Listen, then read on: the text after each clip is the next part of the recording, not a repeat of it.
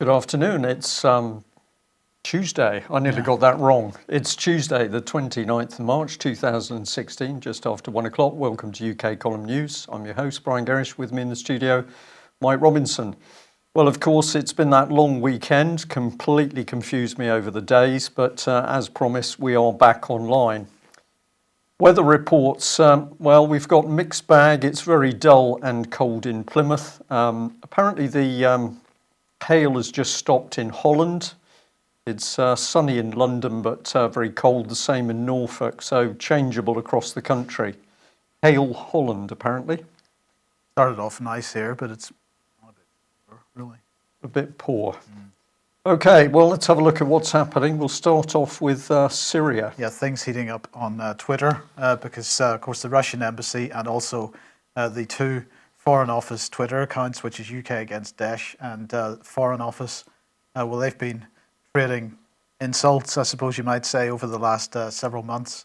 And this is the latest one. Liberation of Palmyra, a major victory over ISIS. Wonder why UK Against Daesh and Foreign Office keep silent about it. And indeed they did.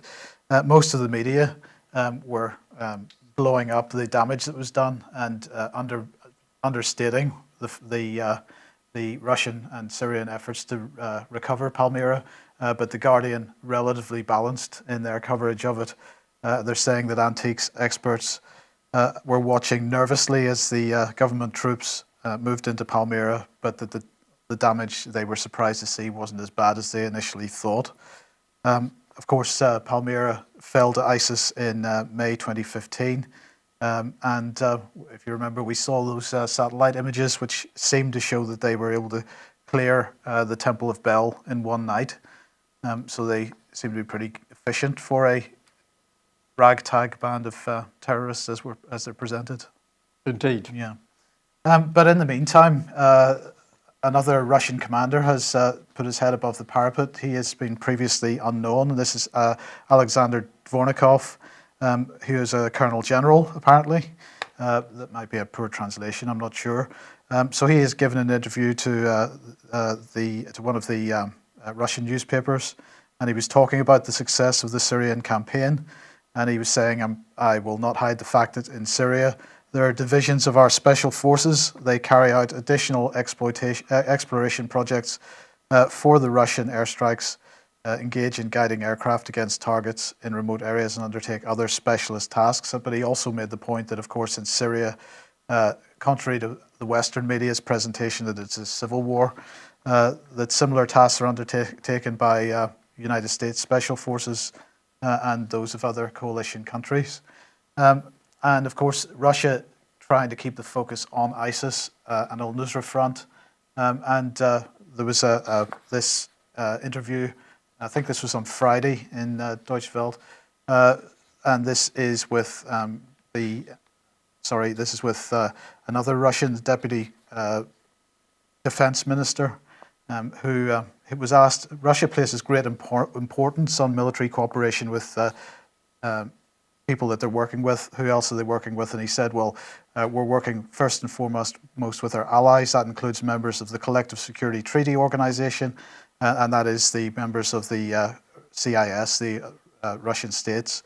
And what isn't yet working is cooperation with countries of Western Europe. And he was asked why not. And he said the main problem standing in the way of cooperation with the nations of Western Europe is a lack of trust. In my diplomatic career, I've negotiated and worked with Western European countries and with the United States for more than 30 years. Over that time, I've often had the feeling that I was only useful to them when I shared their opinion. As soon as I voiced my own opinion and said that I saw things differently than they did, I was immediately seen as being conservative and undemocratic. Is it undemocratic to have a view which is different to that of the United States and Britain, Brian? Yes. So it seems. According to David Cameron's Britain in 2016. So the big question, if you read the rest of that interview and the other comments that from some of the Russians over the last few days, the big question is, what is the Western policy with regard to ISIS or Daesh or whatever they're called these days? Well, of course, ISIS not just in Syria, they're in Iraq as well, and the UK is now training female soldiers to take the fight to Daesh. Now, the reason that they're training females, they say, is because Daesh, as terrorists, believe if they're killed by a woman, that they won't go to heaven. So this is a psychological thing, they say. But you would have a slightly different view about women on the battlefield, I think.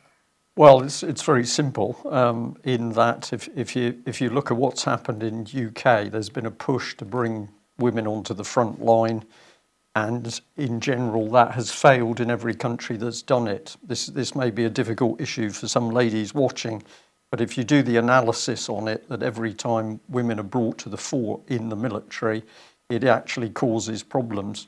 I think that what's going on here is those problems are now being exported into other countries. This is a very devious British operation. But what do you mean by causing problems? Well, all sorts of things come. All male units versus all female units, which the Army tried as an experiment several years ago. The all male units outperformed, but nobody wanted to talk about it. And then, of course, the moment the women are introduced into the system, and I'll say not necessarily any fault of the ladies themselves, but what then happens is a breakdown in the structure, because the relationships start. And then it is officers with female junior ranks is the usual way, male officers with female junior ranks. The MOD at the moment doesn't want to talk about any of these problems, but they're problems which are growing in intent, particularly in the Royal Navy, where, of course, you've got people in confined spaces for long periods of time. So just to be clear on this is manipulation of both sexes in order to create a particular status, which is breakdown of Britain's armed forces, and exactly the same technique has been used with the American military. Some countries that have tried female units separated from the male units, but ultimately they've abandoned that.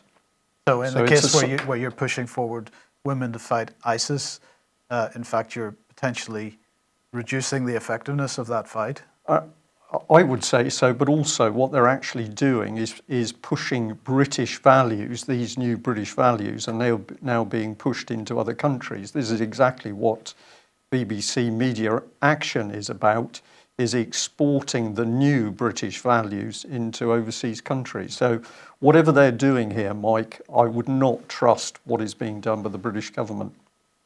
Well, Michael Fallon had this to say: the Iraqis are rightly leading the fight for the security of their own country. These brave female fighters will help ensure that Daesh are kicked out of Iraq for good, and we must keep supporting them. Well, also, Michael Fallon announced, by the way, that the UK is going to be creating new defence attaché posts in Finland, Senegal, Qatar, Afghanistan, Latvia, Lithuania, and Georgia. So many of those countries that they're creating new defence attaché posts for are bordering Russia. And Fallon said these posts will increase Britain's global defence reach, backed by a defence budget that next week will increase for the first time in 6 years. They will help us build stronger relationships with our allies and deter threats against us. So I asked you this earlier, I'm going to ask again, what is the role of a defence attaché? Well, personally, I'd say there are two parts to it. It's being able to explain, in the proper sense of the word, what Britain's defence policy is overseas, and the second part of it will be to promote the arms industry. So you could say the minimum this is to help sell arms, but of course, what is Britain's global reach? Because the Cameron government are destroying Britain's military capability by the day. We do not have a global reach. The global reach is provided by the Americans, and of course it's the Americans that always take the brunt of the casualties. So Britain helps ramp up the wars. It's then America that takes the casualties. And interestingly, over the last few days, Mr. Trump has been complaining about the weight taken by America within NATO, which I'll come on to in a minute. Selling arms, I would say, Mike. Right. Well, Russia wants to cooperate with the West and to attempt to defeat ISIS. Tony Blair thinks that we must be ready to deploy ground troops against ISIS. What troops would he be thinking of, Mike? This is where we are talking utter nonsense, because we're now at the stage where. Well, but he says West must, not Britain. West. America. So we or the EU military, yes, indeed, combination of both. He said we must build military capability able to confront and defeat the terrorists wherever they hold territory and so on. But of course, Russia has made the offer. The West won't take it up. I'm just going to remind everybody what everybody thinks and what New Eastern Outlook has been asking this weekend. Will Tony Blair ever be brought to justice? Well, I hope so, Mike. I think people have got to keep pushing. It doesn't matter whether it takes 30 years, as long as the man appears in a court of law. And what a wonderful day that will be. Well, let's bring us on to Mr. Trump, and Real Clear Politics here has got an embedded video where you can actually hear Trump talking about NATO, but he says very clearly that NATO is obsolete and expensive, and it doesn't have the right countries in it for terrorism. Now, I'm not sure what he means by that part of it, the right countries. But what he says is that we should readjust NATO to tackle terrorism. Terrorism's out of control. And this ties in very nicely with the fact that we now know that the European Union is going flat out for a single military structure. They're talking about an EU treasury, alongside it, EU armed forces. And of course, it's always been the pull that we've got to stay in NATO that stopped the progression for the EU army.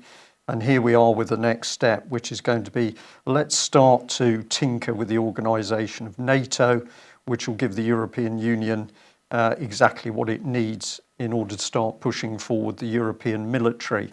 And as we've said over the last few weeks, of course, that the cuts in Britain's armed forces have been part of an agreed tactic to reduce Britain's armed forces to a more manageable size, so that they can be brought in alongside smaller European armed forces, and there's a balance maintained. So I think, Mike, this is very significant. I think that Trump knows full well the next step is to start to pull back on NATO, to start to unpick the NATO alliance. And what are you going to replace it with? You're going to replace it with the creation of the EU superstate army, basically. Well, let's follow that up with this report. It's really the headline from Free Nations, but I encourage you to go and have a look at this article.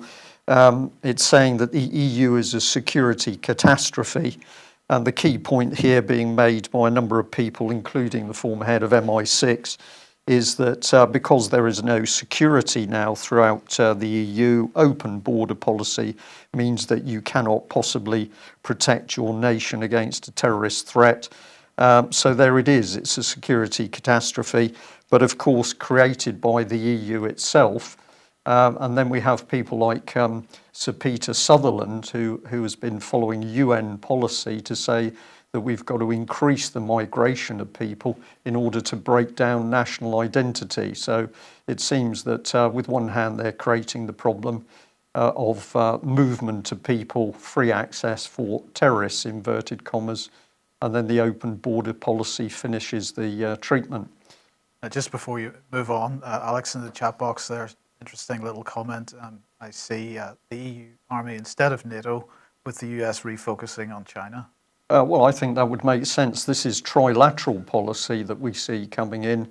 And of course, the whole NATO idea conflicted with that. So if you get NATO out the picture, then you can form your military into the trilateral basis. So you're going to have the Americas, you're going to have Europe, and then you're going to have Japan and China. There's a step to go at the moment, but that's where I think it's heading. And of course, the one thing that Europe is worried about is those who've legitimately got guns. Now, this was sent through to us. We're still having a look at some of this material, but it's extremely interesting. This is essentially a protest argument, and it's saying, EU, we have a problem, but you hit the wrong target. And the targets are, of course, that anybody but terrorists or criminals with unlicensed firearms, well, nothing's happening with them. The movement of unlawful, unlicensed firearms in Europe is an epidemic. Meanwhile, the EU is going for anybody who legitimately will have a firearm: hunters, collectors, museums, sport shooters. So this is the key bit of the message that all of the EU material is saying that thousands, tens of thousands of illegal guns are now being moved around Europe, principally coming out of the crisis areas. But the EU isn't really interested in those guns. What it wants to do is get them off decent, law-abiding citizens. Why would that be, Mike?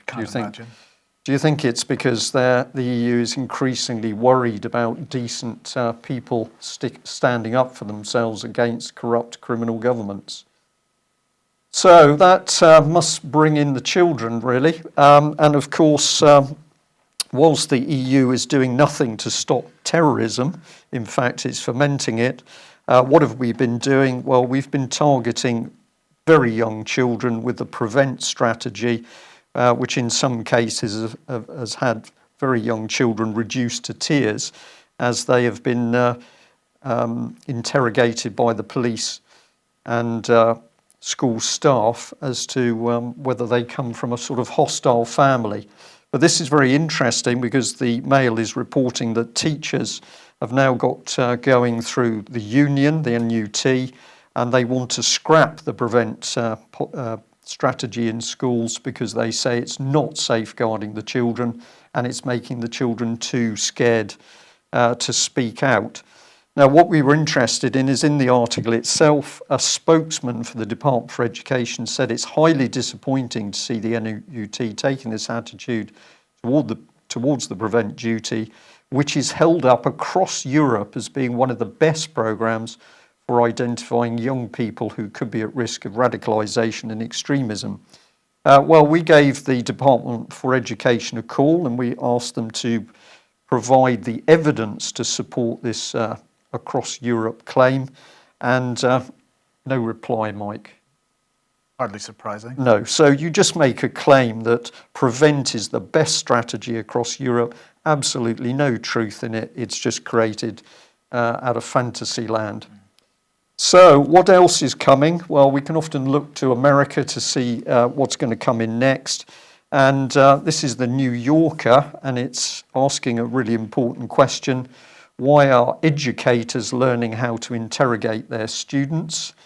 Do have a look at this article. It's around a lady called Jessica Schneider who was handed a flyer.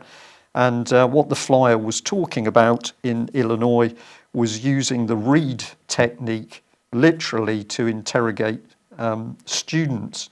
And it's been pointed out in the article that this is the same technique used by police officers, private security personnel, insurance fraud investigators, and other people for whom getting at the truth is part of the job. So children now, Mike, absolutely under the spotlight. You're a potential terrorist or a criminal, and they're going to use serious techniques to get at those children. This is already coming in UK, and of course north of the border we've got the named person scheme. This is the second part to it, which is the sexualisation of children. It's going on a pace both in US and UK, but a very, very interesting video sent through to me. There's two versions of it. One is a short 10-minute clip, and the other one is much longer, I think about 40 minutes. And what it's basically saying is that children are being sexualized. This is just part of a document that children are getting in American schools. It's basically asking them about relationships. But of course, what's been pointed out here is that you're encouraging the children to get into every area possible, including anal sex. And what's it really doing? Well, it's breaking down morality and true values. So the Americans here in Illinois beginning to warn about this, but of course we're seeing the same thing happen in UK. And probably that leads in very nicely to that wonderful political charity Common Purpose that has been getting into schools for years in order to reframe children's values. Well, it's been interesting watching the various attacks on the BRICS infrastructure and the Asian nations in the last few weeks. Brazil, there's a colour revolution going on there at the moment, but that is an attack on BRICS. So it's hardly surprising then that Common Purpose is in fact pushing absolutely pushing hard into the Asian countries, the ASEAN countries here in particular. This is the Leaders Program for that area. It's an annual 2-part leadership development program, they say, which seeks to bring together 70 senior leaders from 10 ASEAN countries. And of course, they will then be used to push this type of thinking out into those countries and particularly among policymakers in those countries. And young policymakers. Especially, well, we already know that they've got separate campaigns running in universities in those countries. And the other area that they've launched a program for is Africa. So, sorry, country. It's a bit more than a country, isn't it? So we've got Africa under being targeted as well. These are groups of countries that regions, whatever you want to call them, that are being targeted by this organisation. See the same type of mind-bending techniques used there as have been used here. So it's this is a Trojan horse operating here, Mike. You get in, you target certain levels of people, and then you use them to lever the whole structure over. It's an incredibly underhand. It's a subversive technique, and it's so obvious what this organisation is doing, backed by vast funds from international banks, and of course the British government and European Union itself. Well, one of the areas and one of the techniques that they have used over the years, of course, has been the issue of multiculturalism and diversity in particular. And so that brings us into the issue of refugees. And apparently the UK is failing to take its fair share of Syrian refugees. And this is according to Oxfam. UK and other wealthy nations have resettled less than 2%. And of course, this in a sense is a bit of a messing with people's minds, because on one hand we're being told we're not taking enough Syrian refugees. On the other hand, we're being told that recent so-called terrorist attacks in Europe have been caused by people that have been brought in, caused by the Syrian crisis. So which are we to believe? Are we to really not believe either of them or both? It's really hard to tell. And of course, you mentioned Peter Sutherland a moment ago. The other person who's absolutely pushing for this is George Soros. And here he's saying that he absolutely is admitting, Breitbart reporting, to being involved in the migrant crisis. They discuss Soros and how much money he's spent and so on. And of course, Soros has now written a response to Mr. Orban last week, who basically accused NGOs, mostly Soros-related NGOs, of making a living from the immigration crisis. Soros has another reason other than living, because he doesn't actually need to make a living personally. So his money is being used for these NGOs because there's a political agenda at work with the migrant crisis. And I'm kind of subverting this article really, because the point here that I want to make, this article is saying, could the language barrier actually fall within the next 10 years? And although this is talking about technology and algorithmic translation systems, really the first line of this says it all. Wouldn't it be wonderful to travel to a foreign country without having to worry about the nuisance of communicating in a different language? And when you look at the common purpose agenda, when you look at the refugee agenda, what we see is a breakdown of national identity, of national sovereignty, of languages. And what we actually lose when we break down national identity and sovereignty and languages is diversity, diversification.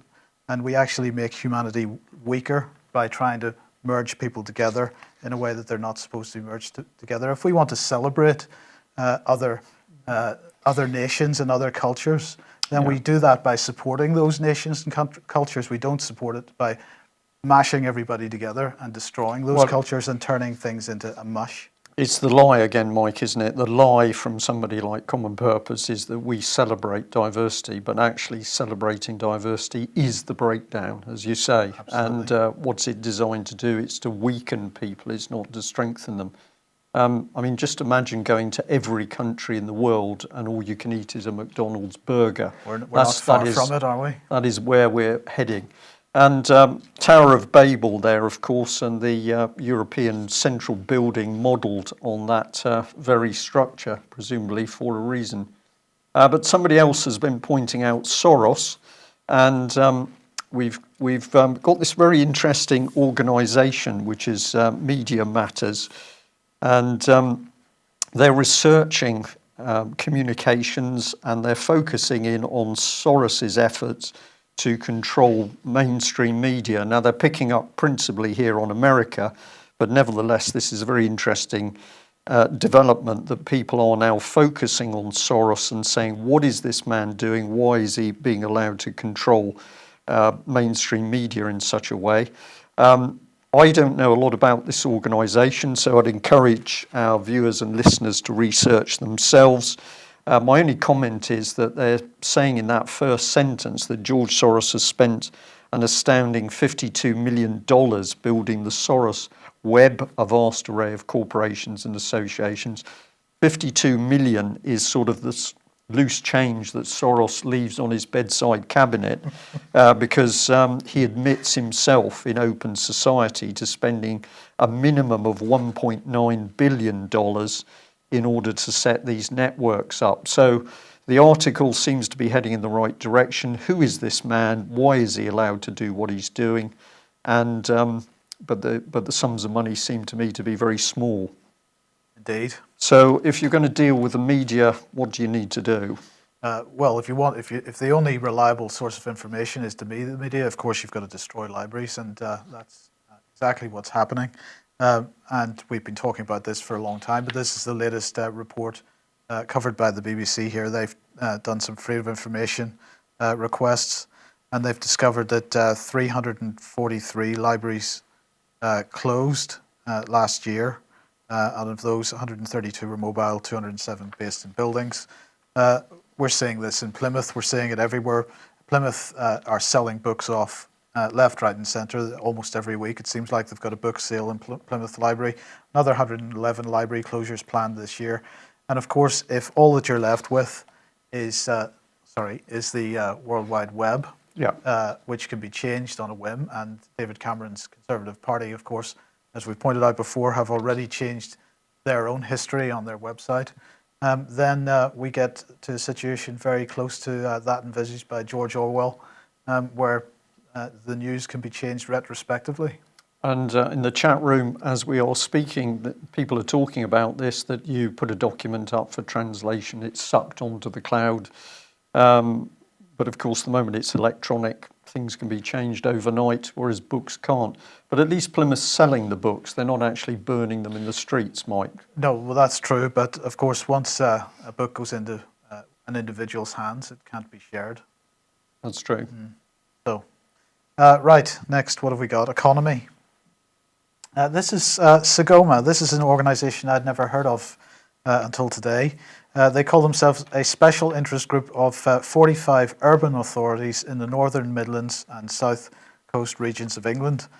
We are the collective voice across these regions and embody the opportunities and potential of the communities who live there. The Sagoma Group of local authorities has a joint population of around 13 million people, making it one of the largest special interest groups within the Local Government Association and accountable for about 25% of local government spending in England.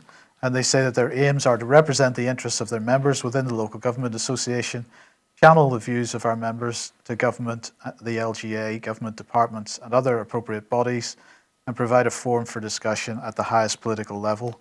Well, they have produced a report which is really slagging off the government's whole notion of the Northern Powerhouse. They're calling it a PR campaign, which of course we know that it is. And they're making the point that in fact, if you look at the figures, George Osborne has removed £3.5 billion from the so-called Northern Powerhouse rather than giving them very much. And they're making the point that the only real investment that's happened in the North is road upgrades. And of course, we're talking about smart motorways here. So this is about future road charging, not about producing better infrastructure for the country. On the map on the right-hand side there, you can see that the Liverpool, Manchester areas are in deep red. Further north, more deep red areas. And these are the areas that have had most money removed. Now, on one hand, you say that they're highlighting the issue that Osborne is basically lying when he says that he's pumping money into the North. But of course, the reason that they have done this is because they are really pushing for this devolution plan, so their complaint is really they're really asking the question: how do we proceed with devolution if you don't fund it properly? So that's really what they're complaining about. Okay. And then finally, on economy, we have this from the Bank of England, and they are alleging that they've discovered a new economic bubble, which is the buy-to-let market. And apparently, George Osborne said last week that he intended to prick the bubble this week, and this seems to be the start of it. And how are they doing that? Well, basically, they are going to make it harder for landlords to get buy-to-let mortgages. So what they're admitting is that there's a mortgage market has appeared where mortgages are being sold to inappropriate buy-to-let landlords, people that can't really afford it. So they're going to put stricter affordability tests in and try to cool that market off a little bit. So where's that going to leave people that need rental accommodation? Well, we're going to mention Melanie Shaw in a minute, actually, to do with cost of accommodation. It's going to lead them into troubled areas, Mike. Ian Crane. Just a reminder that because we were on holiday yesterday, Ian Crane's programs are on tonight. So 1930 for Humanity versus Insanity. That's going to be Dr. Graham Downing. Fracking Nightmare. I'm not certain who's going to be on with Ian for that, but do join us for those programs if you get the chance. Excellent. Well, here we are on the subject of accommodation. This is Nottingham City Homes demanding money from Melanie Shaw. So Melanie just about getting her life back together after being put in prison, hounded, bullied and assaulted by the police in Nottingham. So now we come up with a quick letter demanding a mere £1,048 and you've got 14 days to pay. Just remind people, of course, that it was Melanie's testimony and Mickey Summers and others. There's been a lot of people who've been pointing out the abuse going on in the system. So this man, Loggin's sentenced for 20 years. So the testimony is right. The abuse went on. This is the leader of the council. We're going to mention him in a minute. But basically, he's apologised for all the abuse. It's all in the past, Mike. None of it going on today. None of it going on recently. It's all in the past. He's apologised. But what happens if you are one of the abuse survivors? You continue to be victimised. Yeah, you'll just continue to be kicked in the teeth. That's the better description. Well, we spoke to Nottingham City Homes this morning, and we said, is it fair for you to send these sorts of threatening letters to vulnerable people? And they said, well, we've got to collect the money, and some people will find it a bit difficult. But they then admitted that actually, if you've got financial problems, maybe you only have to pay back £3 a week. It's to do with money and profit, although they didn't like to talk about the word profit. Well, here we are. Here's the leader, Alan Rhodes. And I'm sorry, the text on screen is a little bit hazy. That was the best I could get. But online, you can find a copy of his apology to the child abuse victims and survivors. But he says we got it wrong. It was all in the past. We're going to do better in the future, but presumably if we don't do better in the future, we're going to apologise and carry on as normal. And we just remind people, of course, that this is the same Nottingham Council leader that's now attacking beggars and homeless people. And that's producing quite an astonishing backlash. Appalling policy towards the vulnerable in your city. These are despicable people, Mike. I mean, this man is tweeting out at the moment that everything is the fault of the Tories. He's Labour, so it's all the fault of the Tories. And they're paying out pitiful sums of compensation to child abuse survivors, £10,000 for abuse over many years, and then your subsequent life ruined. No income, no proper home, living on the streets or in worse circumstances, and you're going to be paid £10,000 and then go away. Yeah, welcome to Britain. And this brings us probably nicely onto the NHS, so another one of Britain's treasured institutions, which is virtually privatised now. There's no doubt about this. But they've got a meeting coming up. This is Tuesday, the 28th of June, Manchester Conference Centre. And what will be discussed, it's transforming to the future workforce configuration to deliver the 5-year forward view. Do you understand that, Mike? No. Well, this is over the rainbow stuff. This is to do with the fact that the NHS is not about treating the sick and assisting the vulnerable. It's to do with future leadership. This is common purpose at work. And all we can say is the common purpose leadership has increased in the NHS, the news speak has increased, and the bodies pile up, because that is what is actually happening. So there we are. If you're unsure about the NHS, don't worry, because it's transforming to the future workforce configuration to deliver the 5-year forward view. Okay, well, have a look at this, because the Mail is hyping up dementia. A classic article here, which is scaremongering. So they've got an expert to assess 5 brave volunteers who he's assessing as to whether they're going to get dementia. Of course, nobody knows the cause of dementia at the moment, so this is a scare story. And we've got expert opinion, as I say, when the causes of dementia are not known. So who's going to benefit? Well, it's going to be more profit for the big pharma drug companies. And if you want the evidence of that, we found it here in the Bexhill-on-Sea Observer. Sussex dementia experts welcome Alzheimer's drug. This is the gentleman featured in the Daily Mail article we've just covered, Dr. Naji Tabet, who's an old age psychiatrist in the Sussex Partnership NHS Foundation Trust. And he's getting very excited because Eli Lilly's produced a new drug which they're going to use on dementia sufferers. Well, does it work or it doesn't work? They've got around the fact that nobody knows what causes the disease, so the drug isn't going to do anything to do with the causes, but they're causing it, and they're now saying the drug is disease modifying. Does that make it worse then? I think it's a transformational disease, Right. drug, Mike. And what it will do is make more profit for Big Pharma.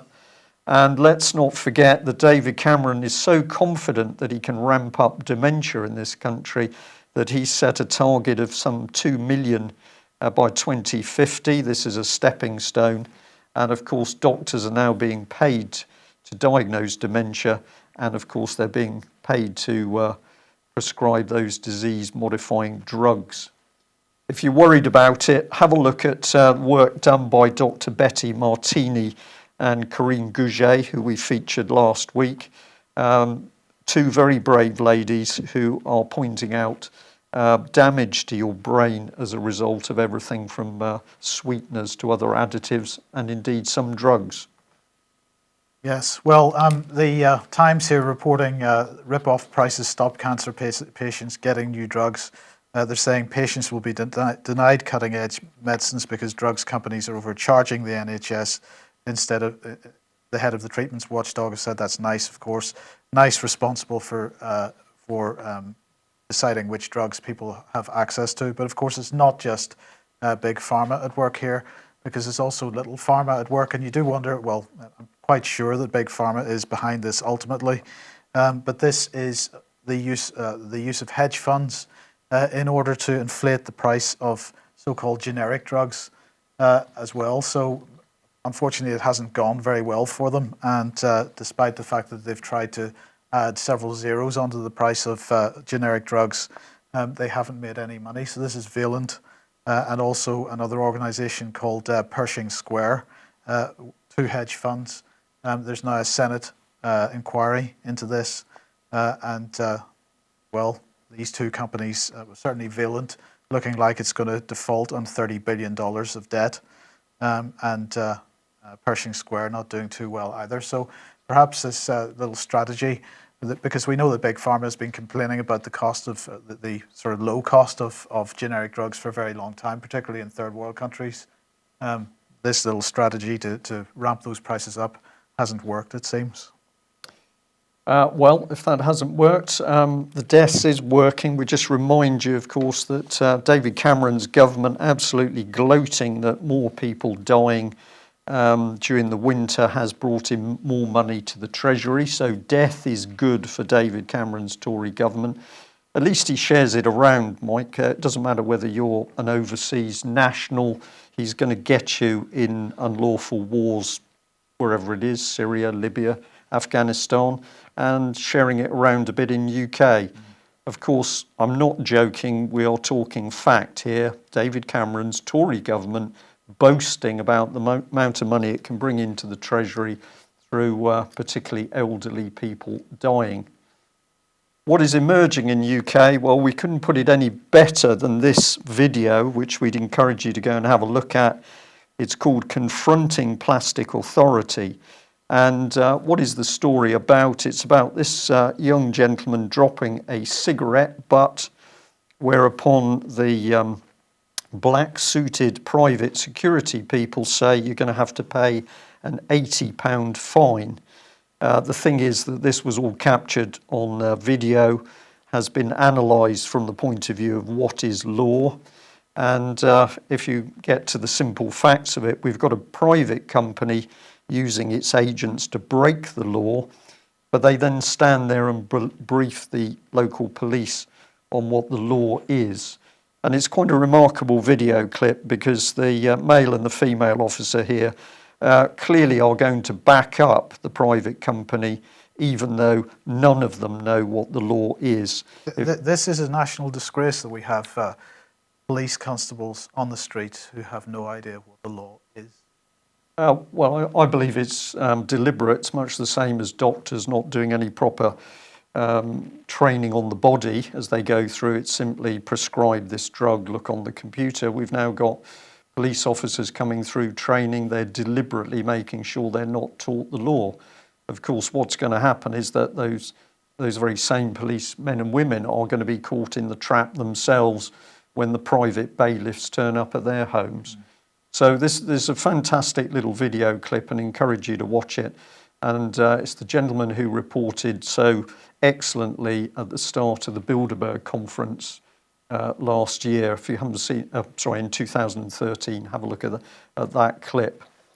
Well, that brings us to the end of today's news. I'll just say that tomorrow we'll have Guy Taylor coming on to tell us about Tom Crawford. Tom Crawford has basically gone back into his house in Nottingham, a house that was unlawfully taken by bailiffs, and Guy Taylor will bring us up to date with what Tom Crawford's attempting to do. But I was told earlier this morning that for some reason the Nottingham police didn't want to arrest Tom. Can't imagine. Just maybe they're getting a little bit wary of people who know the law better than they do. Well, that's it for today. Thank you very much for joining us. We will be back at the same time tomorrow. Bye-bye.